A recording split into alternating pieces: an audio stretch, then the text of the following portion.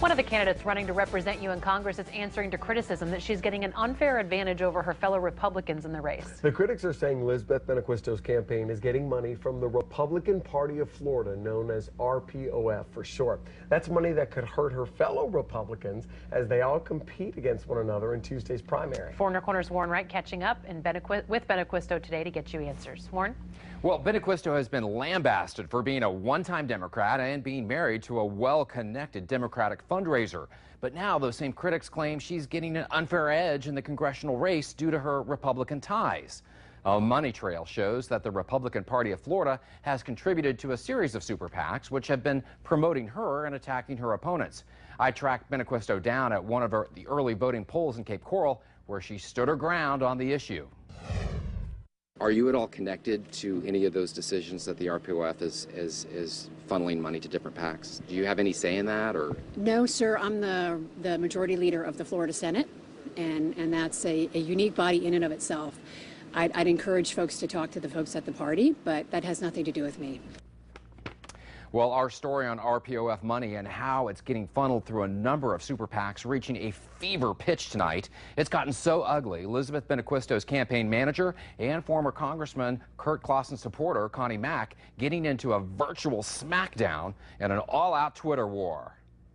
All morning long, a battle was brewing on social media between Connie Mack and Elizabeth Benequisto's campaign manager, Brian Hughes.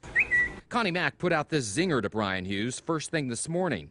How's it feel to get caught with your hand in the cookie jar? All that lying and RPOF money, and you are still going to lose. Hughes shot back, such a statesman. Want to talk about you begging RPOF for a six-figure consulting contract the day after Nelson cleaned your clock? There's lots of stuff going on. We're going to vote. And while the candidates' advocates were just getting warmed up, Benequisto was keeping her cool as she walked out of the early voting poll with two I voted stickers on her dress. You voted twice?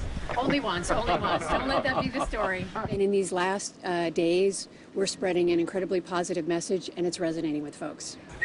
That positive message probably doesn't include her campaign manager's barbs that he traded with the former congressman. Hughes said to Connie Mack, "I'm going to stop this back and forth before I get a tweet challenging me to a beer-fueled fisticuffs in front of a Hooters." With a history of barroom brawling. Mack shot back, "You still won't answer the question about getting caught lying, and you will be on the losing side." Back and forth it went, with Hughes throwing out this bomb: A-plus effort to divert attention from your guy's inability to honestly address sex predator issue. Not to be outdone, the former congressman simply stated, "You are still dodging the question. I don't blame you. You must be so ashamed. Don't worry, it will soon be over. Hashtag stop the lies."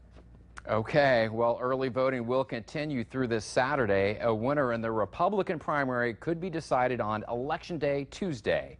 Warren Wright, Fox 4, in your corner. All right, Warren, thanks for all the whistles. Now we want to know what your take is on this Twitter war involving the former congressman and this campaign manager. You can give us a call. Is this going to affect your vote? Call us 239-206-FOX4.